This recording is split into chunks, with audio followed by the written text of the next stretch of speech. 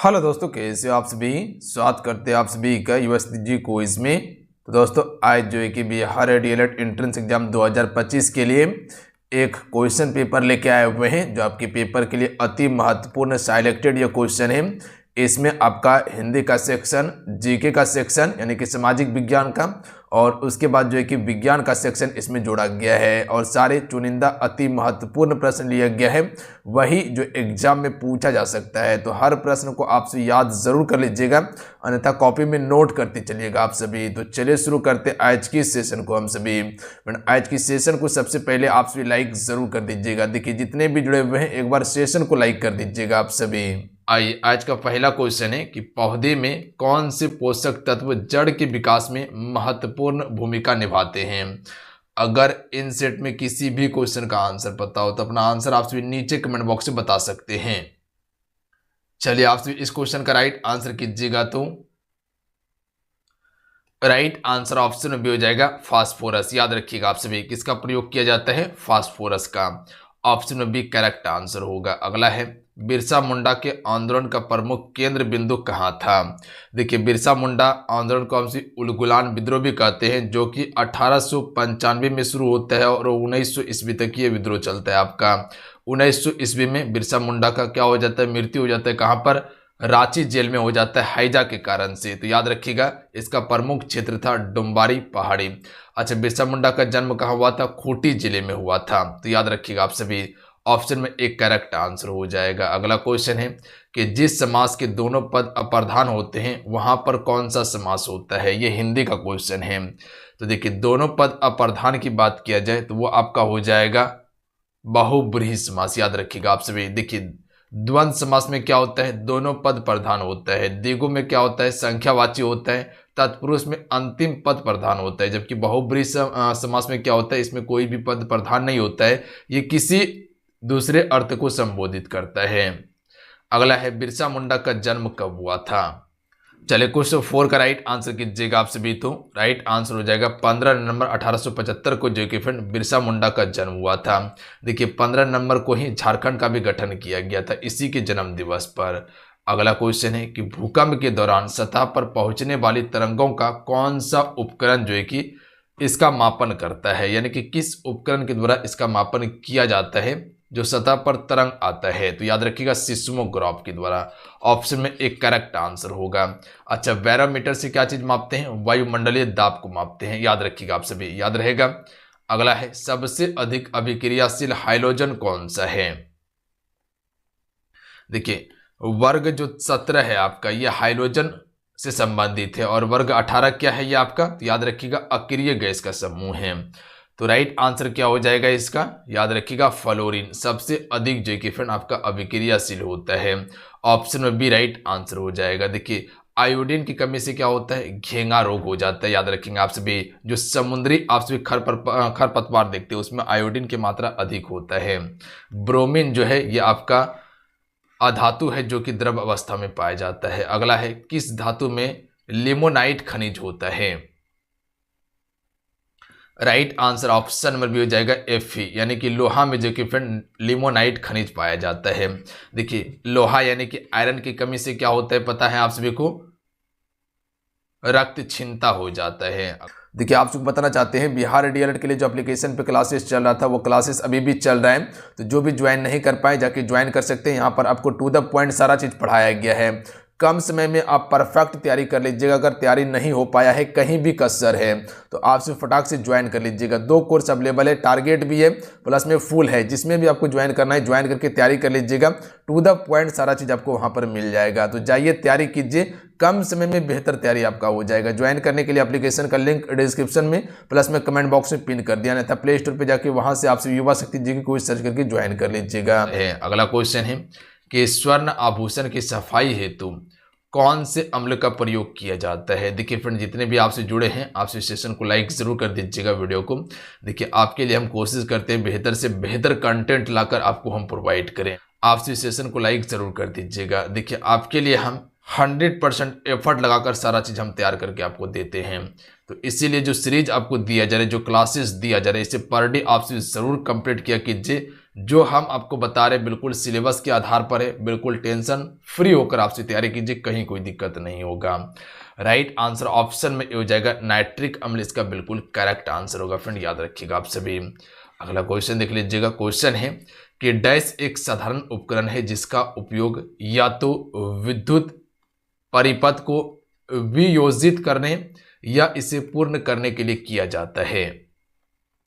देखिए इसके बारे में थोड़ा सा समझिएगा, स्विच का प्रयोग किया जाता है, नहीं समझे होंगे आप सभी, इसको समझिएगा। देखिए क्या कहना चाह रहा है, स्विच एक साधारण उपकरण है जिसका उपयोग या तो विद्युत परिपथ को वियोजित यानी कि विभाजित करने के लिए या उसे पूर्ण करने के लिए करते हैं।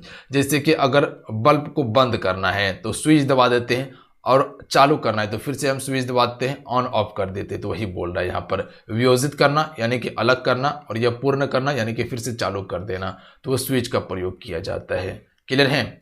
अगला है केंद्र सरकार के व्यय को नियंत्रित करने की शक्ति जो है फ्रेंड ये किस में होता है, जो केंद्र सरकार का व्यय होता है इसका नियंत्रण कौन करता है, तो याद रखिएगा नियंत्रक एवं महालेखा परीक्षक की यह जिम्मेदारी होता है। तो ऑप्शन नंबर क्या हो जाएगा, सी करेक्ट आंसर हो जाएगा। देखिए संसद जो होता है लोकसभा और राज्यसभा का होता है, याद रहेगा। तो राइट आंसर यहां पर क्या हो जाएगा, सी करेक्ट आंसर होगा। अगला क्वेश्चन देख लीजिएगा। भारत का नियंत्रक एवं महालेखा परीक्षक जिसे कैग कहा जाता है किसके लिए मुख्य लेखाकार तथा लेखा परीक्षक के रूप में काम करता है। तो देखिए यह काम करने की बात किया गया है, तो संघ तथा राज्य सरकार के लिए कार्य करता है। तो ऑप्शन में सी राइट आंसर होगा। यहां से एक बार क्वेश्चन पूछा गया था कि कैग जो होता है यानी कि भारत का नियंत्रक एवं महालेखा परीक्षक जो होता है इसकी नियुक्ति कौन करता है, तो याद रखिएगा राष्ट्रपति जो है फ्रेंड, राष्ट्रपति के द्वारा ही नियुक्ति किया जाता है कैग का, याद रहेगा आप सभी को। देखिए राज्यपाल की भी नियुक्ति राष्ट्रपति ही करता है, प्रधानमंत्री की नियुक्ति भी राष्ट्रपति करता है, जबकि राज्य में मुख्यमंत्री जो होता है उसका नियुक्ति कौन करता है, तो राज्यपाल करता है। चीजें क्लियर हैं। अगला क्वेश्चन है कि भारत के नियंत्रक एवं महालेखा परीक्षक की नियुक्ति कौन करता है, तो अभी आपको बताएं कि ये राष्ट्रपति के द्वारा किया जाता है, याद रहेगा आप सभी को। अगला क्वेश्चन देख लीजिएगा। एसबी किसका प्रतीक चिन्ह है, तो देखिए एसबी जो है ये आपका हो जाएगा एंटी मनी का, ऑप्शन में ए राइट आंसर होगा। किसका है, एंटी मनी का प्रतीक चिन्ह है। अगला है लाल रंग का उपयोग खतरे के संकेत के रूप में किया जाता है, क्यों करते हैं। जो लाल रंग है इसका प्रयोग हम सभी खतरे में करते हैं, क्यों करते हैं, ऑप्शन पढ़िए आप सभी। राइट आंसर ऑप्शन में भी जाएगा लाल प्रकाश हवा के अनुभव द्वारा कम से कम परिकिरणित होता है, जिसके कारण से हम सभी क्या करते हैं, लाल रंग का प्रयोग करते हैं। देखिए लाल रंग का क्या होता है, तरंगदैर्घ्य अधिक होता है, जबकि परिकिरण क्या होता है, कम होता है, याद रखेंगे आप सभी, इसीलिए हम सभी इसका प्रयोग करते हैं। जबकि आपका बैगनी रंग जो होता है उसका क्या होता है, परिकिरण ज्यादा रहता है और तरंगदैर्घ्य कम रहता है उसका। अगला क्वेश्चन देख लीजिएगा।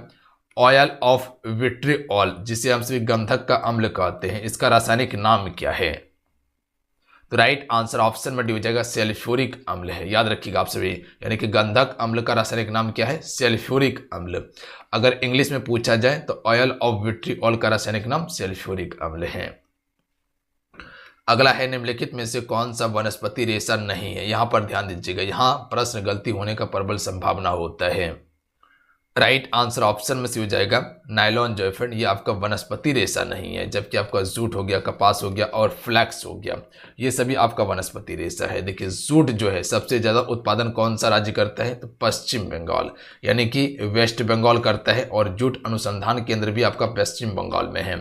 देखिए कपास के लिए जो मिट्टी है काली मिट्टी है, काली मिट्टी जो है ये कपास के लिए उपयोगी मिट्टी है, और सबसे ज़्यादा जो कपास उपजाऊ होता है वो आपका महाराष्ट्र हो गया, गुजरात हो गया, ये वाला क्षेत्र में होता है जो पश्चिमी क्षेत्र है। अगला है निम्नलिखित समुच्चयों में से कौन सा सबसे अच्छा विद्युत रोधी होता है।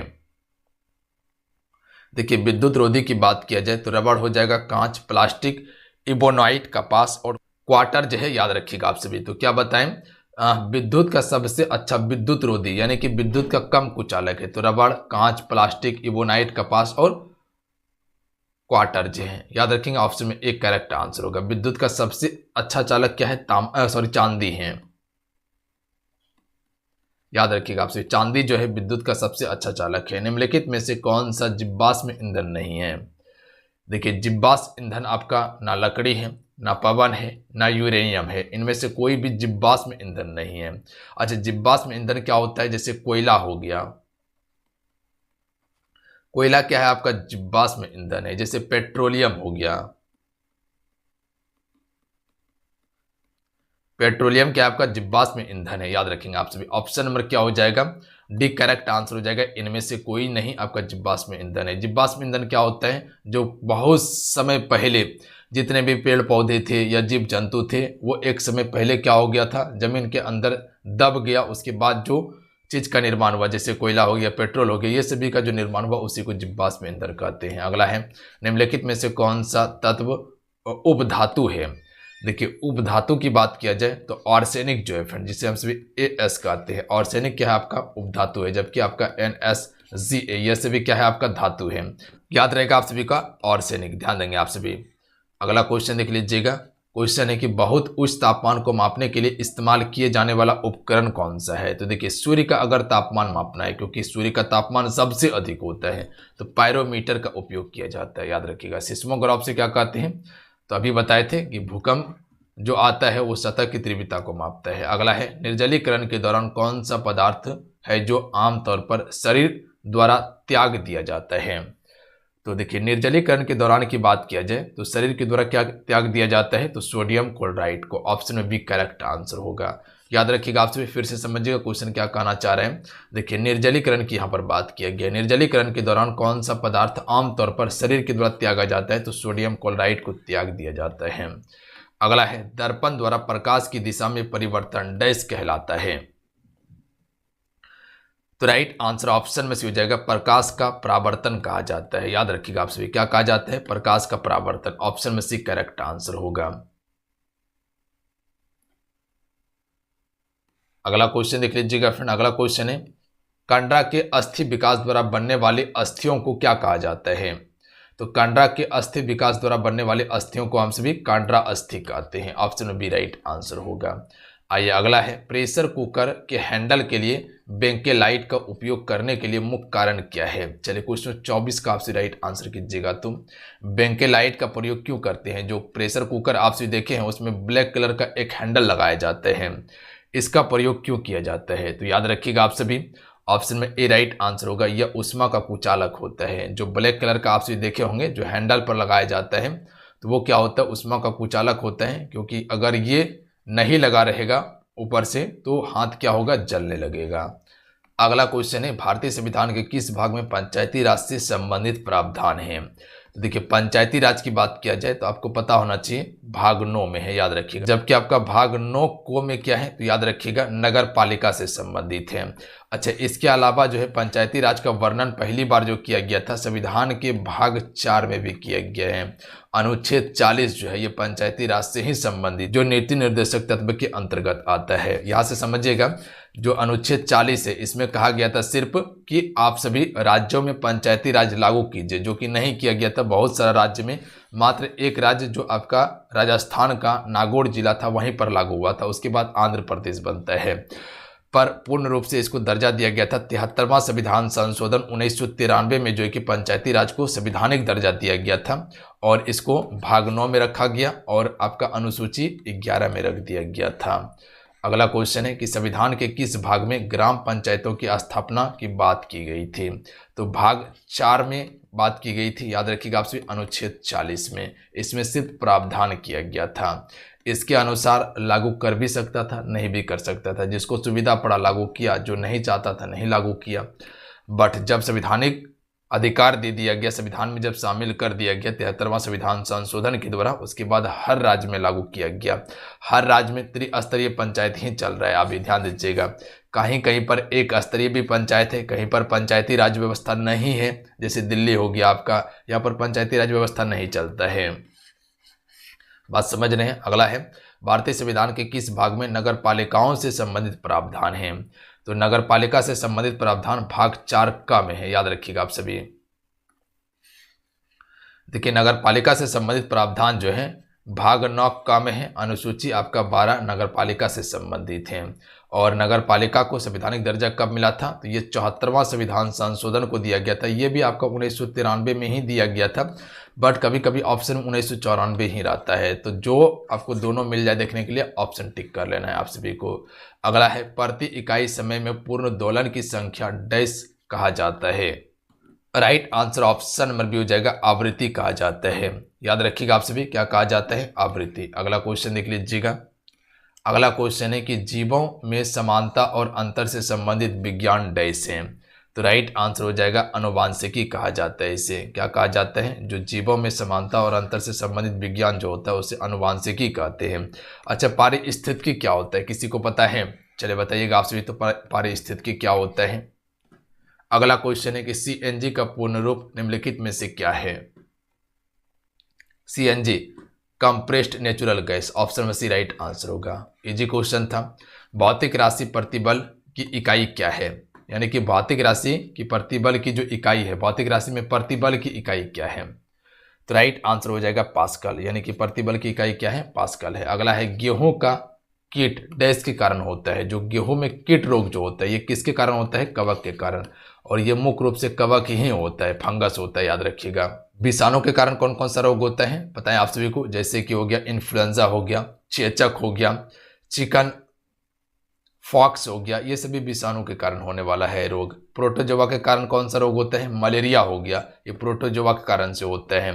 कवक के कारण से दाद हो गया, या बाल झड़ना हो गया, या शरीर पर चित्ता चित्ता जो दाग हो जाता है वो कवक के कारण होता है। जीवाणु के कारण से रोग होने वाला हैजा हो गया, टाइफाइड हो गया, ये सभी हैजा टाइफाइड ये सभी जीवाणु के कारण से होता है। अगला है आकाश का नीला रंग किसका परिमाण है। तो राइट आंसर हो जाएगा परिकिरणन का। याद रखिएगा आप सभी, जो आकाश का नीला रंग देखते हैं वो परिकिरणन के कारण ही होता है, याद रखिएगा। क्योंकि आपको पता है कि पृथ्वी पर क्या है, 71% भाग पर पानी ही पानी है जो कि नीला कलर का है। तो इसी का परिकिरणन जो होता है इसी के कारण उसका भाग आकाश का रंग नीला दिखाई देता है। अच्छा, आवर्तन के कारण क्या होता है, तो जो आप एक गिलास देखते हैं इसमें अगर पानी लेके और चम्मच या पेंसिल डाल दीजिएगा तो आपको टेढ़ा दिखाई देगा, ये आपका अपवर्तन के कारण होता है। जो आप सभी देखते हैं एक आपका कह सकते हैं कि तालाब है, इसमें जो मछली आप देख रहे हैं, यहाँ पर एक मछली देखिएगा तो वो आपको जो गहराई में है उससे थोड़ा ऊपर उठकर दिखाई देगा आपको। तो ये भी अपवर्तन के कारण ही होता है। अगला है विषाणु द्वारा जंतुओं में उत्पन्न होने वाला रोग कौन सा है। तो अभी आपको कुछ बताए थे विषाणु के द्वारा, यानी कि वायरस के कारण। Option number D correct answer होगा। अगला क्वेश्चन है निम्नलिखित में से कौन एक धात्विक खनिज है। तो राइट आंसर ऑप्शन नंबर हो जाएगा बी बॉक्साइट। बॉक्साइट जो फ्रेंड ये आपका धात्विक खनिज है और बॉक्साइट से ही एल्युमिनियम निकाला जाता है। अगला है निम्नलिखित में से किस स्रोत से मस्तिष्क को ऊर्जा प्राप्त होता है। तो देखिए मस्तिष्क को ऊर्जा प्राप्त होता है ग्लूकोज से, याद रखिएगा आप सभी। और ग्लूकोज जो है ये तुरंत ऊर्जा प्रदान करता है। तो ऑप्शन में ए राइट आंसर होगा। अगला है निम्नलिखित में से कौन सा कथन गलत है। तो देखिए कथन यहाँ गलत की बात किया गया है, तो ऑप्शन को पढ़िएगा आप सभी। सबसे पहला ऑप्शन है संरक्षण नियमों का प्राकृतिक की समरूपता से गहरा संबंध है, बिल्कुल सत्य कथन है। अच्छा, प्राकृतिक की सभी मूलभूत बलों में सबसे दुर्लभ बल नाभिकीय बल होता है, यही कथन गलत है। सबसे दुर्लभ बल नाभिकीय बल नहीं होता है। आगे देखिए संरक्षण का नियम निरीक्षणों एवं प्रयोग पर आधारित एक परिकल्पना है, बिल्कुल सत्य है। उसके बाद है परमाणु प्रक्रिया में द्रव्यमान ऊर्जा में परिवर्तित हो जाता है या इसके विपरीत प्रक्रिया होती है, ये भी सत्य है। तो सत्य नहीं है ऑप्शन में बी कि सबसे दुर्लभ बल नाभिकीय बल होता है, ये गलत है। अगला है राष्ट्रपति संविधान के किस अनुच्छेद के तहत भारत के मुख्य न्यायाधीश के समक्ष शपथ ग्रहण करता है। तो राइट आंसर हो जाएगा अनुच्छेद 60 के तहत करता है शपथ ग्रहण। अगला है भारतीय संविधान के अनुच्छेद में मुख्यमंत्री के कार्य की परिभाषा के बारे में बताया गया है। जो आपका मुख्यमंत्री है इसका कार्य से संबंधित जो अनुच्छेद है वो कौन सा अनुच्छेद है, अनुच्छेद 167 है। ये क्वेश्चन कई बार पूछा गया है। अगला है सर्वोच्च न्यायालय के न्यायाधीश काम काज के लिए किस भाषा का प्रयोग करता है। तो सर्वोच्च न्यायालय के न्यायाधीश यानी कि सुप्रीम कोर्ट जो है ये अंग्रेजी भाषा का प्रयोग करता है। देखिएगा कि पल्स ऑक्सीमीटर का उपयोग डैश मापने के लिए किया जाता है। देखिए इसका जो प्रयोग होता है पल्स ऑक्सीमीटर का रक्त की ऑक्सीजन संतृप्ति को प्लस में स्पंद दर को मापने के लिए करते हैं। सी करेक्ट आंसर होगा। मानव आंख में किसी वस्तु का प्रतिबिंब कहाँ बनता है। तो देखिए मानव आंख में किसी भी वस्तु का प्रतिबिंब जो होता है वो रेटिना पर बनता है। Option number D correct answer होगा। देखिए आंख दान के समय में कॉर्निया ही दान किया जाता है। अगला है निम्नलिखित में से कौन कोशिका सिद्धांत के बारे में सही नहीं है। यहाँ पर ध्यान दीजिएगा कोशिका के बारे में बात किया गया है। तो देखिए कोशिका के बारे में आपसे समझिएगा ऑप्शन ए दिया हुआ है कि पुरानी कोशिकाएं विभाजित होकर नई कोशिकाएं बनती है, ये बिल्कुल सत्य है। जो पुरानी कोशिका है उसी से विभाजित होकर नई कोशिका का निर्माण होती है, ध्यान दीजिएगा, आपसे बिल्कुल सही है। सभी जीवित चीजें जो है वो कोशिका की बनी होती है, ये भी सत्य है। जितने भी अभी तक जीवित चीज है वो सारे कोशिका का है, चाहे वो एक कोशिकीय हो या बहुकोशिकीय हो।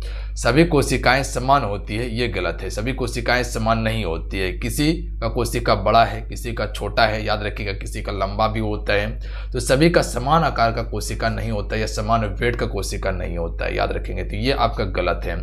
आगे देखिएगा, किसी जीव की संरचना उसके कोशिकाओं के गठन पर निर्भर करती है, ये बिल्कुल सत्य है कि किसी भी जीव की संरचना उसके कोशिकाओं के गठन पर ही निर्भर करती है, जिसके कारण सभी का आकार समान नहीं होता। तो ऑप्शन में सी यहाँ पर बिल्कुल सही हो जाएगा, ये कथन गलत है।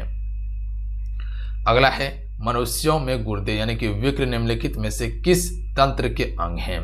तो ये आपका उत्सर्जन तंत्र का अंग होगा। आपका विक्र जो है ये आपका उत्सर्जन तंत्र का अंग है।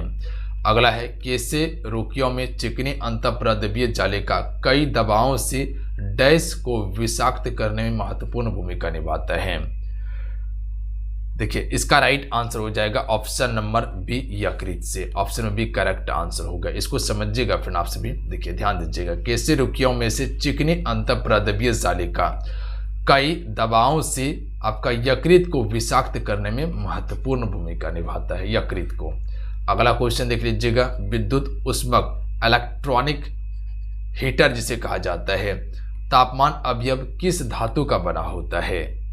तो ये नाइक्रोम का बना होता है। सिंपल भाषा में समझिएगा कि जो इलेक्ट्रॉनिक हीटर होता है यानी कि विद्युत ऊष्मक जो होता है ये किसका बना होता है? तो नाइक्रोम का बना होता है, उसकी कुंडली। अगला है, पृथ्वी के गुरुत्वाकर्षण के कारण तत्व का मान अधिकतम कहाँ होता है? यानी कि जो पृथ्वी का गुरुत्वाकर्षण है इस तत्व का अधिकतम मान जो होता है वो कहाँ पर होता है? ध्रुव पर।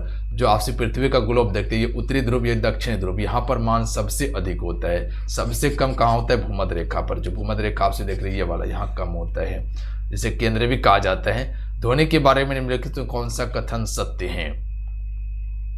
तो राइट आंसर ऑप्शन में ए होगा, सिर्फ एक। अधिकतम आयाम तेज ध्वनि, ये बिल्कुल सत्य। ध्वनि के बारे में उच्च आवृत्ति कम पिच नहीं, उच्च आवृत्ति में ज्यादा पिच होता है, कम नहीं ज्यादा होता है। अगला है, सौर विकिरण को डैश द्वारा मापा जाता है? तो राइट आंसर हो जाएगा पायरोनोमीटर से हम सौर विकिरण को मापते हैं। अगला क्वेश्चन है कि भारत सरकार द्वारा नई राष्ट्रीय खनिज नीति की घोषणा किस वर्ष की गई थी? तो नई राष्ट्रीय खनिज नीति की जो घोषणा हुआ ये आपका 2008 में किया गया था। कब? 2008 में, याद रखिएगा, इंपॉर्टेंट है।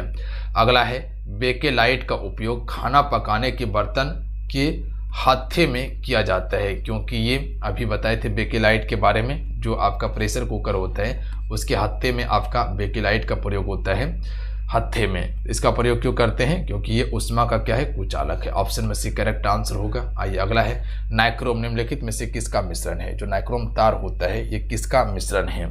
तो ऑप्शन में ए हो जाएगा NiCr प्लस में Cr यानी कॉपर हो जाएगा, मैग्नीज हो जाएगा, लोहा हो जाएगा, और Ni निकेल हो जाएगा। तो याद रखिएगा, निकेल, कॉपर, मैग्नीज, उसके बाद जो है कि लोहा का है। किस समासिक पद का विग्रह सही नहीं है? देखिए, समासिक पद का विग्रह सही नहीं है ऑप्शन नंबर सी का। सत्याग्रह का समास विग्रह सत्य का आग्रह होता है, ये गलत है। सत्याग्रह का समास विग्रह क्या होगा? सत्य के लिए आग्रह होगा। याद रखिएगा, सत्य के लिए आग्रह होगा, ये बिल्कुल सत्य है। और सत्याग्रह जो है इसमें तत्पुरुष समास है, याद रखिएगा आप सभी। कौन सा तत्पुरुष समास है? तो इसमें भी संप्रदान तत्पुरुष समास है। तो डायरेक्ट याद रखिए आप सभी की तत्पुरुष समास है, इसमें ध्यान देंगे आप सभी। क्लियर है बात? बाकी बात दिनों दिन, तो दिन प्रतिदिन या दिन हिम दिन में, तो ये दिनों दिन का बिल्कुल समास विग्रह सही है। शोकाकुल का समास विग्रह शोक से आकुल, बिल्कुल सही है। सिर दर्द, तो इसका हो जाएगा सिर में दर्द। अगला है, आपके इस गलत कृत्य से मुझे डैश आ रही है, इनमें से कौन सा तत्सम शब्द है? तो लज्जा आ रही है, याद रखिएगा। आपके इस गलत कृत्य से मुझे लज्जा आ रही है, बिल्कुल सही हो जाएगा। अगला क्वेश्चन देखिए, उचित तत्सम शब्द का चयन कीजिए। पति के पिता को क्या कहा जाता है? जो पति का पिता होता है उसे ससुर कहा जाता है। जो पति का पिता होता है उसे ससुर कहते हैं। निम्न में से कौन सा शब्द विदेशज शब्द नहीं है? जो पत्नी का पिता होता है उसे क्या कहा जाता है? उसको भी ससुर ही कहा जाता है। इनमें से कौन सा शब्द विदेशज शब्द नहीं है? तो यानी कि वो देशज होगा लंगड़ा। लंगड़ा देशज शब्द है, याद रखिएगा आप सभी। लंगड़ा क्या है? देशज शब्द है। बाकी बात ये सभी आपका विदेशज शब्द है। अगला क्वेश्चन देख लीजिएगा, दिए गए शब्द में से देशज शब्द का पहचान कीजिए, यानी कि देश का है। देश का शब्द कौन सा है? उडरिया जो है ये आपका देशज शब्द है, जबकि अंगुरी, कुकुर और मनेक ये सभी विदेशज शब्द है। अगला है, अंग्रेज शब्द मूलतः किस भाषा का है? जो अंग्रेज यानी कि अंग्रेजी शब्द जो है ये आपका लैटिन भाषा या इसको आप फ्रेंच भाषा भी कह सकते हैं। ऑप्शन में डी करेक्ट आंसर होगा। डाकघर डैश एक शब्द है, तो देखिए डाकघर जो है ये संकर शब्द है, याद रखिएगा। संकर शब्द क्या होता है? इसमें देशज और विदेशज शब्द से मिलकर बना होता है। जो डाक देख रहे हैं ये विदेशज शब्द है और घर आपका देशज शब्द है। अगला है, निम्नलिखित में से कौन सा शब्द योग रूढ़ शब्द नहीं है? देखिए योग रूढ़ के बारे में बताए थे कि इसमें क्या होता है, किसी के लिए कोई भी शब्द रूढ़ हो उसे योग रूढ़ कहा जाता है। अपना अर्थ को नहीं प्रदर्शित करता, किसी दूसरे के अर्थ को बताता है। जैसे कि नीला है कंठ जिसका, अर्थात क्या हो जाएगा? शिव हो जाएगा, यानी कि शंकर। तो जिसका भी कंठ नीला है वो शिव के लिए रूढ़ हो चुका है, याद रखिएगा। नीला कंठ शिव के लिए रूढ़ हो चुका है। जैसे कि लंबा है उदर जिसका, क्या होता है? गणेश होता है। तो जो लंबा उदर है वो किसके लिए रूढ़ हो चुका है? तो वो आपका गणेश के लिए रूढ़ हो चुका है। जैसे दशानंद यानी कि 10 आनंद है जिसका, अर्थात क्या होता है? रावण होता है। तो 10 सिर जो है ये किसके लिए रूढ़ हो चुका है? तो वो रावण के लिए हो चुका है। जैसे बोल देंगे दशानन तो आपको दिमाग में तुरंत क्लिक करेगा, अच्छा रावण है या 10 सिर वाला आदमी रावण है, तो वो 10 सिर रावण के लिए रूढ़ है। तो रूढ़ शब्द इसमें नहीं हो जाएगा। देखिए दशानन हो गया, लंबोदर हो गया, त्रिलोचन, ये सभी आपका रूढ़ शब्द है, जबकि श्वेत पत्र रूढ़ शब्द नहीं है, याद रखिएगा आप सभी। श्वेत पत्र क्या है? तो ये आपका यौगिक शब्द है, याद रखिएगा आप सभी। क्या है? यौगिक शब्द है। इसमें देखिएगा तो श्वेत अलग हो जाएगा, ठीक है? श्वेत, ये इसको श्वेत लिखिए। श्वेत और पत्र अलग अलग है, दोनों आपका रूढ़ शब्द है। ये भी रूढ़ है, ये भी रूढ़ है, और दोनों रूढ़ मिलकर यौगिक बनाएगा। अगला क्वेश्चन देख लीजिएगा, निम्नलिखित में से कौन सा शब्द रूढ़ शब्द नहीं है? देखिए रूढ़ जो नहीं है वो आपका प्राणदा, ये रूढ़ शब्द नहीं, जबकि प्रिय हो गया, प्रेम हो गया और प्राण ये सभी रूढ़ शब्द है, जिसको खंडित नहीं है, नहीं यानी कि विभाजित नहीं कर सकते हैं या अलग नहीं कर सकते हैं इसको, जबकि आप प्राणदा को अलग कर सकते हैं। देखिए प्राण जो है ये अलग शब्द है और दा भी अलग शब्द है। इसमें जो है प्राण ये क्या है? आपका रूढ़ शब्द है प्राण, और ये जो दा देख रहे हैं ये आपका परप्रिय शब्द है, याद रखिएगा आप सभी। बात समझ गए? तो ये आपका क्या है? यौगिक शब्द है आपका, ना कि रूढ़ शब्द है। अगला है, निम्नलिखित में से कौन सा शब्द रूढ़ है यौगिक नहीं है? इनमें से एक रूढ़ है पर यौगिक नहीं है।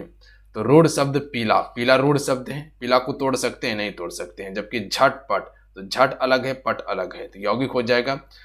घोड़ साल, तो घोड़ जो है ये अलग है, साल अलग है, यौगिक होगा। उसी प्रकार से पंकज, ये आपका रूढ़ शब्द नहीं, यौगिक है। अगला क्वेश्चन देख लीजिएगा, किस कवियत्री को आधुनिक मीरा कहा जाता है? तो देखिए आधुनिक जो मीरा कहा जाता है महादेवी वर्मा को कहा जाता है, याद रखिएगा आप सभी, महादेवी वर्मा को। इससे संबंधित कुछ रचना है जो याद रखिएगा आप सभी।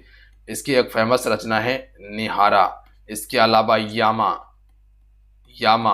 इसके अलावा रश्मि,